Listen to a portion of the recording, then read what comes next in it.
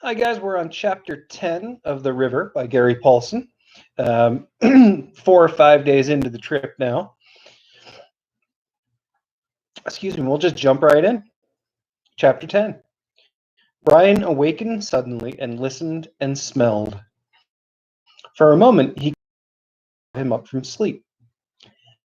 They had banked the fire well, and the coals would last until morning. It was still warm and red, giving off a little smoke. There were no bugs. The night was cool, wasn't too cold.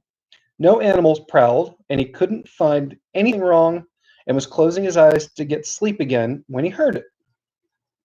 The far-off sound of thunder. Not loud. That should pose no problem. The storms and the wind came from the north-northwest, and they had a hill in the back to protect them. With the overhang facing south and being on the side of the hill, the rain wouldn't bother them. In fact, they'd had an evening of soft rain, and nothing had come into the shelter, not a drop. And with the storm blowing any rain away from the opening, they should stay safe and dry. Brian put a couple of pieces of wood on the fire to make sure to keep it going, added a handful of green leaves to make smoke and keep the mosquitoes down, checked to see that Derek was still sleeping, and lay back on his bed. Maybe the storm wouldn't even hit them. He remembered the tornado that had caught him before and decided he wouldn't worry. The odds against getting hit twice by anything as wild as a tornado were huge, and there was nothing they could do anyway except just hope it would miss them.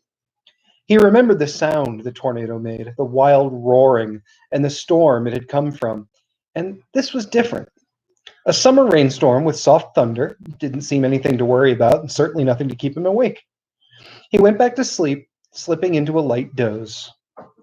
Things moved in and out.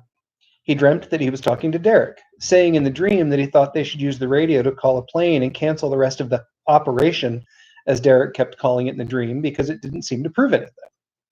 He was awakened by an explosion.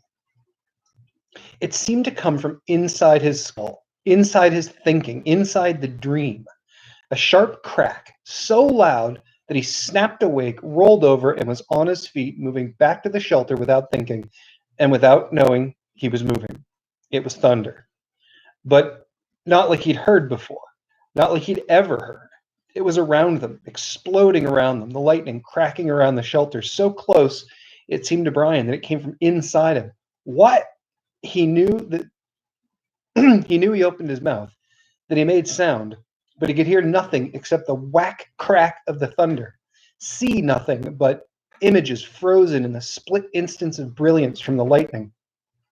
Like a camera taking pictures by strobe light, things would seem frozen in time, caught and frozen. Then there would be another flash and things would be different.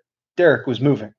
In one flash, he was still on his bed, but raised his jacket, falling away from where he'd had it as a blanket as he rose. Darkness. Next flash of light, he was on his knees. Darkness. Then he was leaning forward, and his hand was out, reaching for his briefcase and his radio next to the bed, one finger out, his face concentrating. And Brian thought, no, don't reach, stay low. And he might have yelled it, screamed it, but it didn't matter. No sound could be loud enough to get over the thunder. There was a slashing, new, impossibly loud crack as lightning seemed to hit the shelter itself, and Brian saw the top of the pine next to the opening suddenly explode, and he felt and saw the bolt come roaring down the tree, burning and splitting and splintering the wood and bark, and he saw it hit Derek. Camera image.